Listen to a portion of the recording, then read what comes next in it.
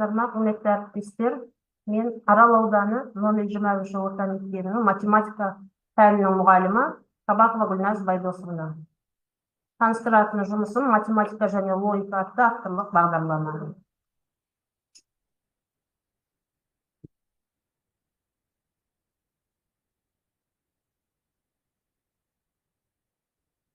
Математикалық пәндер бағытының арасында кең интегративті мүмкіншіліктерге математикалық логика ие болады. Өйткені жүйелі ойлау, дәлелді ойлау, болжамдар жасау, жоққа шығарулар өздігінен келмейді. Бұл іскерлікті логика ғылымы дамытады. Сондықтан әмбебап қолдануына, қызықтылығына байланысты, сонымен қатар математикалық логика негізінде жоғары абстрактілігіне байланысты элективті курс барлық оқушыларға сөзсіз қызықты және пайдалы болмақ. Курстың өзектілігі оқушыларды математика пәнінен интеллектуалды сайыстарға, ғылыми жұмыспен айналысып шығармашылыққа баулу қажеттілігі және математиканы өмірде қолдану функционалды сауаттылығының маңыздылығын ескере отырып, жан-жақты дамыған жеке тұлғаны қалыптастыру болып табылады. Мақсаты оқушыларға математикалық білім, білік дағдыларын игерту, логикалық ойлау арқылы шапшаң есептеуге үйрету. Міндеттері: оқушының тұлға ретінде қалыптасуына әсер ету, ақыл ойын және ерік пен сезім белсенділігін арттыру, логикалық ойлау қабілеттерін арттыру, математикалық тілде сөйлеу машығын қалыптастыру, оқушылардың танымдық қабілетін дамытып, қызығушылығын арттыру, оқушыларды ұйымшылдыққа, ұстанымдылыққа, шыдамдылыққа, адамгершілік қасиетке, достыққа тәрбиелеу, сыни ойлау дағдыларын дамытып, шешім шығаруға баулу. Бұл авторлық бағдарламамда сандар мен цифрлар, арифметикалық амалдар, математика және логика, өлшеулер, олимпиада есептері деген тараулардан тұрады. 34 сағатқа арналған күнтізбелік тақырыптық жоспарлау жасалған. Авторлық бағдарламамдағы үй иесінен ұрылар, күлше қыз, шаштараз, бір мая шөп тапсырмаларын сыныптан тыс іс-шараларда, үйірме жұмыстарында, сабақтарда қолдану арқылы оқушылардың логикалық ойлауын, функционалдық сауаттылығын дамытуға болады. Зейінді байқау, ақша мәселесіне берілген тапсырмаларды, әртүрлі тақырыпқа берілген арифметикалық есептерді шешуде қолданған тиімді. Кім зерек, артығын тапсырмаларын үлестер, бөлшектер тақырыбын өткенде қолдану сол күнгі сабақтың мақсатына сай келеді. Сиқырлы шаршылар, көкпар, әзіл есептер тапсырмалары оқушылардың шығармашылық қабілеттерін дамытуда, оқушылардың бір-біріне деген құрмет сезімінің артуына ықпал етеді.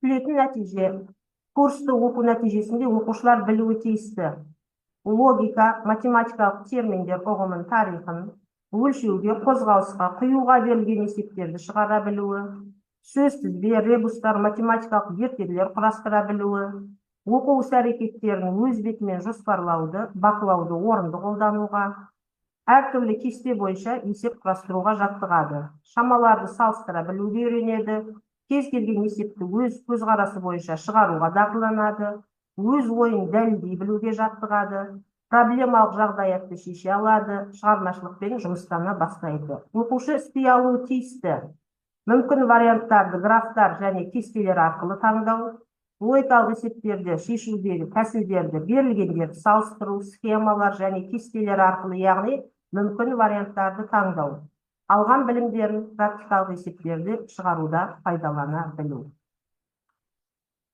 Менің бүгінгі ұсынып отқан екінші жұмысым математика сабағында функционалдық есептерді шешу жолдары әдістемелік құрал. Математика барлық нақты ғылымдардың логикалық негізі болып табылатын маңызды пән. Оның ішінде функционалдық есептерді шешу математикалық логиканы, шығармашылық ойлауды және талдау дағдыларын талап етеді.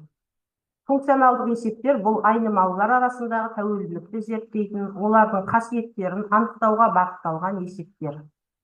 Функционалдық есептерді шешу әдістерін меңгеру оқушылардың аналитикалық ойлау қабілетін дамытып, логикалық пайымдау дағдыларын жетілдіруге көмектеседі. Сонымен қатар бұл тақырып математикадағы көптеген маңызды ұғымдармен байланысты болғандықтан, оны терең түсіну оқушылардың жалпы математикалық сауаттылығын арттырады. Осы жұмыста функционалдық есептерді шешу жолдары қарастырылып, оларды әртүрлі тәсілдермен тиімді әдістері ұсынылады. Бұл тақырыпты меңгеру болашақта математиканың әртүрлі салаларында, соның ішінде қолданбалы есептер мен ғылыми зерттеулерде маңызды роль атқарады.